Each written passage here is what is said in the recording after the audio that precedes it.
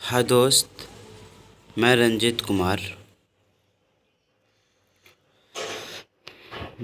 कुमार आप सबके लिए बिहार दरोगा का प्रीवियस ईयर क्वेश्चन मैंने लेके आया जो पूछा गया है। और ये क्वेश्चन है 2018 यानी 1717 पोस्ट में फर्स्ट सिटिंग में ये क्वेश्चन पूछा गया था। अब ये देखिए कि जब तक आप प्रीवियस ईयर क्वेश्चन नहीं कंप्लीट करते हैं तब तक आपका तैयारी बेहतर नहीं हो पाएगी। जिस वजह से ये बात है कि यदि आप प्रीवियस ईयर पूरा कंप्लीट करते हैं तो इतना याद रखिएगा कि 50% आपका तैयारी है। प्रीवियस ईयर याद कीजिए, पूरा होंठ पे रहना चाहिए प्रीवियस ईयर। और दरोगा का सिलेबस मैंने सिलेबस भी डिस्कस करके डाल चुका हूँ। और दरोगा का प्रीवियस ईयर अब ये यदि आपको होंठ पे है तो इतना याद रखिएगा कि दरोगा का प्रीवियस ईयर याद रखने से आपको ये फ़ायदा होगा, जितने भी बुकें आप पढ़िएगा, जितने तो नहीं पढ़ना पड़ता है लेकिन एक बुक मैंने बताऊंगा, 2 बुक ज़्यादा नहीं, 1 और 2 बुक, क्योंकि प्रीवियस ईयर याद है तो आपको पता चल जाएगा कि ये क्वेश्चन पूछा हुआ था। यदि बुक पढ़िएगा तो टॉपिक पता चल जाएगा, उससे चैप्टर पता चल जाएगा। और जब चैप्टर पता रहेगा और टॉपिक आपको पता रहेगा इस टॉपिक से क्वेश्चन उठा रहा है तो इतना याद रखिएगा आप कि फिर आपसे क्वेश्चन छूटेगा कैसे, कॉन्सेप्ट तो पूरा क्लियर रहेगा। इसलिए प्रीवियस ईयर निःशुल्क में मैं प्रीवियस ईयर ला रहा हूँ और दरोगा का बैच भी ला रहा हूँ। मैं इतनी बेहतर से तैयारी करवाऊँगा, कहने की बात नहीं दोस्त। आप लोग देखिए, बस चले बने, आप लोग का इच्छा हो तो लाइव सब्सक्राइब कर दीजिएगा। और इससे ज़्यादा मैं क्या बोलूँ। चलिए ठीक है, धन्यवाद, जो देखा जाएगा। फिर अभी देख लीजिए प्रीवियस ईयर का क्या स्थिति है। प्रीवियस ईयर फर्स्ट नंबर ये 2018 का 1717 पोस्ट फर्स्ट सिटिंग का दरोगा, बिहार दरोगा में पूछा गया। सतरिया किस राज्य की शास्त्रीय नृत्य शैली है? तो ये असम की है, ये असम की है, इतना याद रखिएगा, ये असम की है। लेकिन ये भी बात असम है, इसको डिस्कस भी हम कर सकते हैं बेहतर तरीक़ा से। देखिए, साहित्य नाटक अकादमी के अनुसार ऐसे होगा, भारत में शास्त्रीय नृत्य की कुल 8 संख्या हैं, लेकिन भारतीय संस्कृति मंत्रालय के अनुसार भारत नृत्यों की संख्या 9 है। और नम्मा शास्त्रीय नृत्य की दर्जा छाऊ को दिया गया है, जिसका संबंध झारखंड से है। आप लोग जानते हैं इस बात को। भारत का बेसर सबसे प्राचीन शास्त्रीय नृत्य भारतनाट्यम है, जिसके विषय में विस्तार पूर्वक जानकारी हमें भरत मुनि ने दिया है। यानी भारतनाट्यम का लेखक भरत मुनि है और नाट्यक शास्त्र के ग्रंथ से मिली है। नाट्यक शास्त्र ग्रंथ किताब है।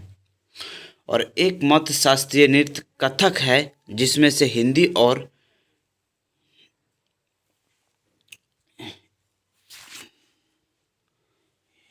हिंदी और इस्लामी दोनों का संस्कृति प्रभाव देखने को मिलता है कथक में। ये बात याद रखें। तो सतरिया नृत्य कला का जनक श्री शंकर देव को माना गया है, ये याद रखिएगा।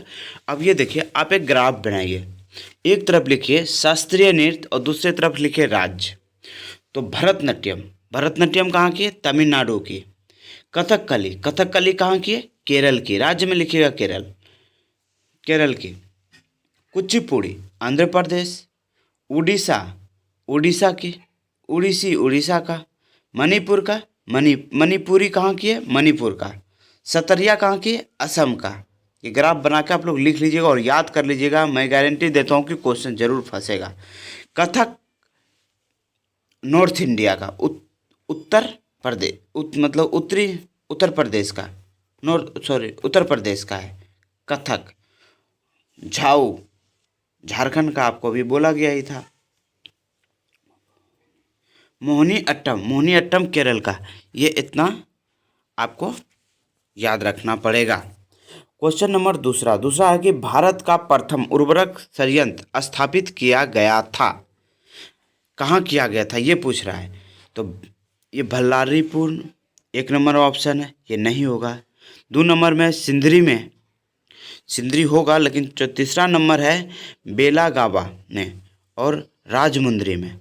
तो बी नंबर ऑप्शन होगा, बी नंबर ऑप्शन होगा, ये याद रखिएगा आप लोग, बी नंबर ऑप्शन होगा, ये बी नंबर ऑप्शन होगा, बी नंबर ऑप्शन होगा कि इसमें भी डिस्कस हम कर देते कुछ पार्ट। देखिए, सिंदरी स्वतंत्र भारत का प्रथम उर्वरक संयंत्र है और 1951 में झारखंड के सिंदरी में स्थापित किया गया था, जो कि सफल उर्वरक संयंत्र था। समझ गए ना? हाँ, सफल उर्वरक संयंत्र था। ऐसे एक ये उर्वरक 1906 में तमिलनाडु के रानीपेटी में स्थापित था, लेकिन वो स्वतंत्र भारत के पहले था।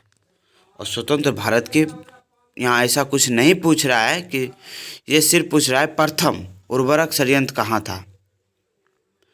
तो आप ऐसे लिखेंगे, वो स्वतंत्र भारत का प्रथम उर्वरक संयंत्र 1951 में झारखंड में सिंदरी में स्थापित किया गया था। सिंदरी उर्वरक भारत का प्रथम सफल उर्वरक संयंत्र रहा है।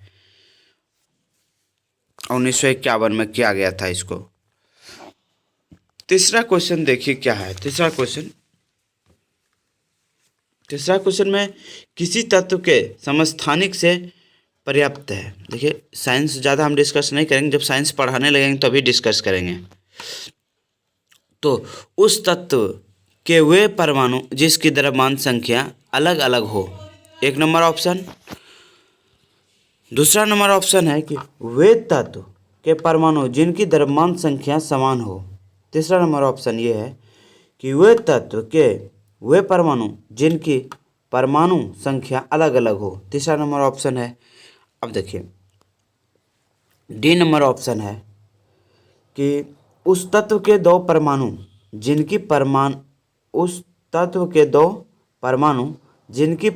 संख्या समान हो। ये ऑप्शन होगा, समान पूछ रहा है, ठीक ना। किस तत्व के समस्थानिक तात्पर्य है, यानी तात्पर्य किसका है, तो ये उस तत्व के दो परमाणु जिनकी परमाणु संख्या समान हो। हम सिर्फ आंसर बोलते जाएंगे सर, आप लोग हम सिर्फ आंसर बोलते जाएंगे, ऐसे ज़्यादा लंबा वीडियो बन जाएगा और आप लोग आराम से इसको देख करके आप पढ़ लेंगे रोक के। निम्नलिखित में किस सिख गुरु ने गुरुमुखी लिपि की शुरुआत की थी? गुरु अंगद ने इस लिपि की शुरुआत की थी। और गुरु अंगद सिख गुरु के दूसरे गुरु थे। जैसे इसको लिखेंगे कि सिख धर्म का दूसरा गुरु अंगद थे, जिनका मूल नाम लाहना था। इनका मूल नाम लाहना था, अंगद। उन्होंने संगत और पंगत को अस्थायी रूप से प्रदान किया था। सिखों के लिए अलग अलग लिपि गुरुमुखी लिपि का प्रचलन था। तो इसका बचपन का नाम लाहना था और गुरु अंगद ही गुरुमुखी लिपि का मतलब किया था, गुरु अंगद। चौथा नंबर क्वेश्चन देखिए। निम्न वाक्यों पर विचार कर सही उत्तर का चयन कीजिए। एक है, हिमालय से निकलने वाली नदियाँ 12मासी नदियाँ हैं। हिमालय नदियों का उद्गम स्रोत हिमानियों के स्थित है। तो देखिए, इसमें ए और दोनों सही है और ए की पुष्टि नहीं करता है, व्याख्या पुष्टि नहीं करता है। इसमें ये होता है नदियाँ में ये है कि आप देखिए, एक चार्ट बनाइए आप लोग, दो तरफ, एक तरफ लिखिए हिमालय की नदियाँ और दूसरी तरफ लिखिए प्रायद्वीपीय नदियाँ। आपको पता चल जाएगा कि हिमालय में कौन कौन नदियाँ आता है, प्रायद्वीपीय में कौन कौन नदियाँ आता है। तो हिमालय में एक नंबर में लिखिएगा 12मासी नदियाँ, यह बर्फ वर्षा दोनों प्राप्त होता है। 12मासी नदियाँ यह हिमालय तरफ, और हिमालय तरफ भी दूसरा पॉइंट लिखिएगा, युवा अवस्था में डेल्टा का निर्माण करता है। ये भी 12मासी नदियाँ, जिसे सुंदरबन डेल्टा कहते हैं। पूरे विश्व का सबसे बड़ा डेल्टा गंगा एवं प्लस ब्रह्मपुत्र ही निर्माण करती है। ये 12मासी नदियाँ यदि हिमालय नदियों में हो गया। प्रायद्वीपीय नदियाँ लिख लीजिए। मौसमी होती है, ये मौसम के आधार पर चलती है, जो मौसम अनुसार वर्षा होती है। वर्षा के ऋतुओं होती है और अन्यथा अन्यत्र नहीं भी होता है। प्रायद्वीपीय में होने के कारण डेल्टा निर्माण नहीं होती है। कुछ नदियाँ करती है और कुछ नदियाँ नहीं करती है डेल्टा का निर्माण। ठीक, तो इसमें नदियाँ कौन कौन आता है? नर्मदा, ताप्ती प्रायद्वीपीय नदी नहीं है जो डेल्टा का निर्माण नहीं करती है और स्ट्रोकियम की निर्माण करता है, स्ट्रोडोडिक की निर्माण करता है। आप लोग और अच्छे से देखिएगा, हम तो अभी प्रीवियस ईयर है और बोर्ड नहीं है जो कि अच्छे से समझा पाऊँगा, लेकिन ऐसे मैं समझाने का कोशिश कर रहा हूँ। आप कीजिएगा यदि गलत तुलत हो तो थोड़ा। किसी भी राज्य, देखिए आप क्वेश्चन आ गया अब 6ठा नंबर। किसी भी राज्य, जो कि हम आपको क्लिक भी करते जाएंगे, ये नंबर, किसी भी राजनीतिक दल को राष्ट्र दल बनाने के लिए कितने राज्यों की राज्य स्तरीय दल मान्यता जरूरी है? तो ये 4 राज्यों की राज्य स्तरीय मान्यता जरूरी है। चाहिएगा तो हम इसको पूरा डिस्कस कर देंगे, यानी आप लोग कमेंट में बताइए कि फुल वीडियो डिस्कस चाहिए तो वो भी मैंने लिख के देने का प्रयास करूँगा। ठीक,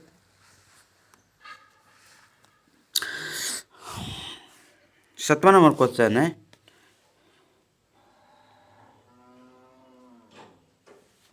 निम्नलिखित, ये वाला, निम्नलिखित में से किस क्षेत्र में भारत में प्रथम सहकारी आंदोलन का आरंभ हुआ था? ये कृषि ऋण आरंभ हुआ था, पूछ रहा है आरंभ हुआ था, तो 1904 में कृषि ऋण में हुआ था। ठीक ना।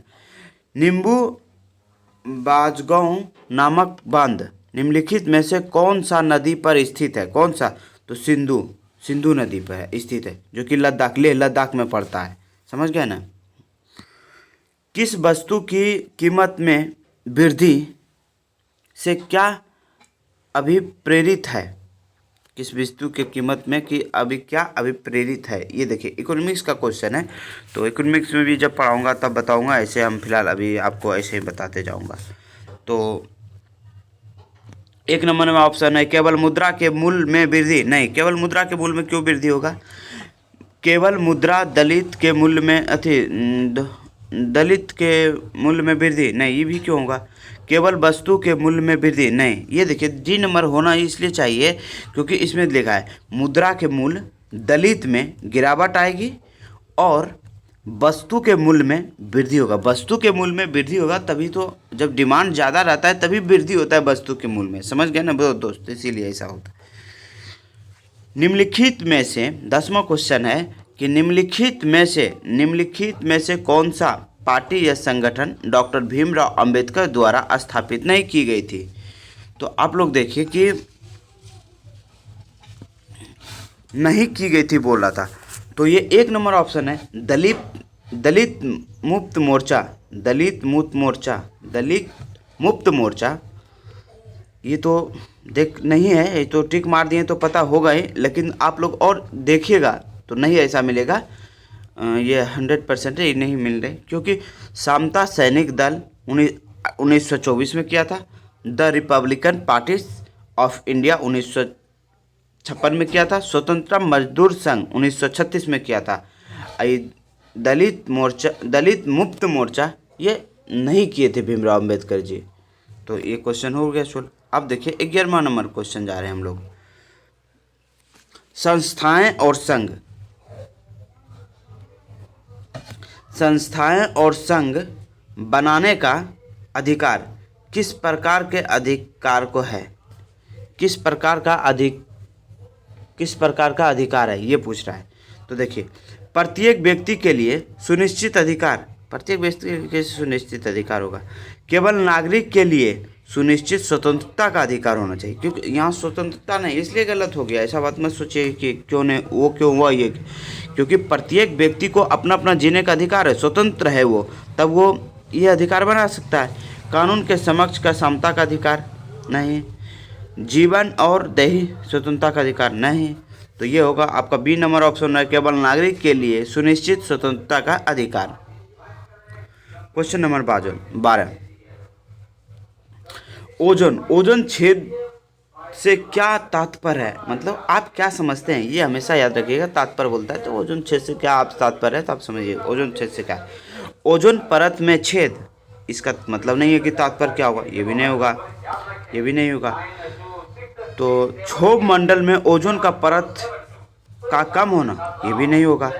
समताप मंडल में ओजोन परत की मोटाई कम होना और क्षोभ मंडल में ओजोन परत की मोटाई कम होना। क्षोभ मंडल में ओजोन परत का क्या होता है, क्योंकि पहले क्षोभ मंडल, समताप मंडल में आपका हेलीकॉप्टर वगैरह सब चलती है, तो समताप मंडल की जब ओजोन परत की मोटाई कम हो जाएगी तब ओजोन जो ओजोन छेद जो है ना वो उधर से मतलब ओजोन गैस आने का संभावना रहता है। तो इसी वजह से इसका होगा कि समताप मंडल में ओजोन परत की मोटाई कम हो जाना, इसीलिए अति होगा। क्वेश्चन नंबर हो गया देखिए 13 नंबर होगा कि संयुक्त राष्ट्र संघ दिवस कब मनाया जाता है। देखिए ऐसे आप इसको करंट में आप ले सकते हैं, लेकिन ये करंट में आप ले सकते हैं, ठीक ना, लेकिन करंट में नहीं। ये संयुक्त राष्ट्र संघ दिवस पूछ रहा है तो उसके आपके लिए हमेशा के लिए ये चीज़ हो जाएगा, तो इसको याद रखिए। और ये भी करंट का बहुत कम क्वेश्चन डाले हैं, लेकिन करंट से भी देखिएगा कि किस टॉपिक से उठाया है, इसको देखने के बाद आपको पता चल जाएगा। तो 24 अक्टूबर होगा, इतना याद रखिएगा आप, 24 अक्टूबर। अब देखिए 14 नंबर क्वेश्चन ये, सूची फर्स्ट को सूची सेकंड से सम्मिलित कीजिए और कूट का प्रयोग कर सही उत्तर चुनिए। तो आपका हम सूची मिलाने नहीं दिए, हम सही सही मिला के डाल दिए हैं और आप याद कर लीजिएगा, बस इतना याद है कि याद कर लीजिएगा। इंद्रावती इंद्रावती इंद्रावती छत्तीसगढ़, इंद्रावती छत्तीसगढ़। पेरियार केरल में है, पेरियार केरल में है। सिमलीपाल उड़ीसा में है, सिमलीपाल उड़ीसा में है। बांदीपुरा कर्नाटक में, बांदीपुरा कर्नाटक में। एकदम दोस्त याद रखिएगा प्लीज़, जब तक प्रीवियस ईयर नहीं याद कीजिएगा तो कोई माइक लाल पैदा नहीं कि जो एग्ज़ाम आपको कंटेंट निकलवा दे। हम ये दावे के साथ ठोके कह सकता हूँ प्लीज़ माफ़ कीजिएगा जो गलती हो, लेकिन आपके लिए मैंने बहुत मेहनत किया हूँ, क्योंकि मोबाइल पे ही क्वेश्चन टाइप किया, मोबाइल पे भी अथी किया, बहुत दिक्कत हुई है। कौन सा संयंत्र तरल पदार्थ के विशिष्ट गुरुत्व को मापता है, ये बोल रहा है। कौन सा यंत्र है ऐसा जो कि पदार्थ के विशिष्ट गुरुत्व को मापता है, तो ये है हाइड्रोमीटर, हाइड्रोमीटर है, हाइड्रोमीटर है, इतना याद रखिए। हाइड्रोमीटर ये है, हाइड्रोमीटर ये है, हाइड्रोमीटर है। और ग्रेगोमीटर क्या करता है, ये ग्रेगोमीटर देखिए, ग्रेगोमीटर हम डिस्कस करें, जल के सतह पर तेल की माप करता है, यानी जल की सतह पर तेल जो तैरता है ना उसको मापता है, ये हाइग्रोमीटर। और हाइड्रोमीटर ये पदार्थ के विशिष्ट गुरुत्व को मापता है, ठीक, ये हो गया। और हाइग्रोमीटर, ये हाइग्रोमीटर क्या करता है, हाइग्रोमीटर ये करता है कि वायुमंडल वायुमंडल वायुमंडल वायुमंडलीय आर्द्रता को मापता है, वायुमंडलीय आर्द्रता को मापता है, वायुमंडलीय आर्द्रता को मापता है, वायुमंडलीय आर्द्रता को मापता है, इतना याद रखिएगा, वायुमंडलीय आर्द्रता को मापता है, वायुमंडलीय आर्द्रता को नापता है, ठीक। तो हाइग्रोमीटर हो गया इसका। अब फिर आ गया सूची फर्स्ट से सूची सेकंड में मिलाना है, तो हम मिला दिए, पहले जानते हैं हम मिला के ही देंगे, क्योंकि अब परेशानी नहीं हो, हमको पढ़े पढ़ने आपको भी पढ़ने में। तो रेलवे उपकरण भिलाई में है, रेलवे उपकरण कहाँ है, भिलाई में है। आप लोग अच्छे से जान चुके हैं कि रेलवे उपकरण भिलाई में है, भिलाई में है। और मोटर वाहक जबलपुर में, मोटर वाहक जबलपुर में। पोत निर्माण ये कोच्चि में है, कोच्चि में है। साइकिल लुधियाना में है, ठीक।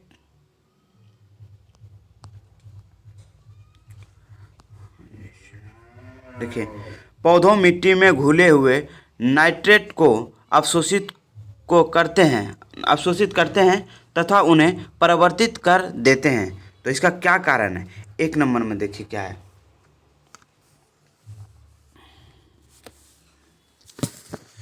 तो इसका कारण क्या है, एक नंबर में क्या है, ये क्या है मतलब एक नंबर में ऑप्शन क्या है, देखिए मुक्त नाइट्रोजन होना, ऐसा कुछ है नहीं।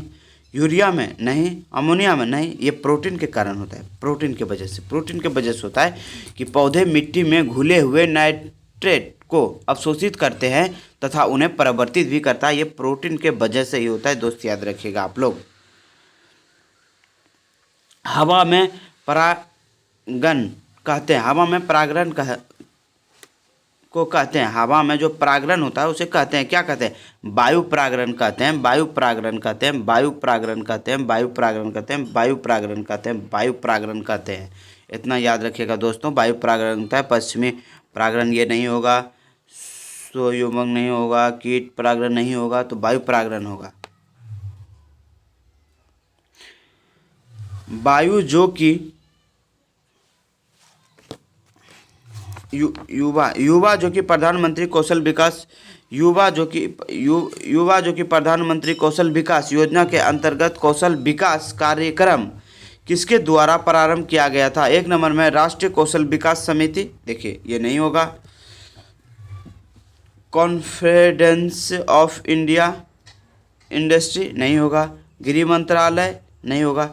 ये नई दिल्ली का पुलिस के अकॉर्डिंग होगा, समझ गए ना दोस्त? ये नई दिल्ली के पुलिस के अकॉर्डिंग होगा। नई दिल्ली के पुलिस के अकॉर्डिंग होगा। नई दिल्ली के पुलिस के लिए होता है। केरल का मुख्य उत्पादक राज्य केसर का मुख्य उत्पादक राज्य कौन सा है? केसर का मुख्य उत्पादक आप सभी को है कि या पता है कि ये जम्मू कश्मीर है। केरला नहीं होगा, पंजाब भी नहीं होगा, गुजरात भी नहीं होगा, ये केरल होगा। केरल इसलिए होगा, यहाँ पे राज तरंगिणी एलहन ने बुक लिखी थी, राज तरंगिणी हिस्ट्री में, और हम आगे पढ़ाएंगे, आप लोग को सब पता चल जाएगा। इसलिए हमेशा याद रखिए, जम्मू कश्मीर VBI इंपॉर्टेंट हो, चाहे हिस्ट्री का पोर्शन या साइंस की क्वेश्चन हो, तो याद रखिएगा। केसर का उत्पादन मुख्य राज्य कौन है? जम्मू और कश्मीर। जम्मू और कश्मीर ही होगा। धन्यवाद। मैं रंजीत कुमार। आप महिलाओं और बच्चों का सम्मान कीजिएगा, आप सभी से यह निवेदन है।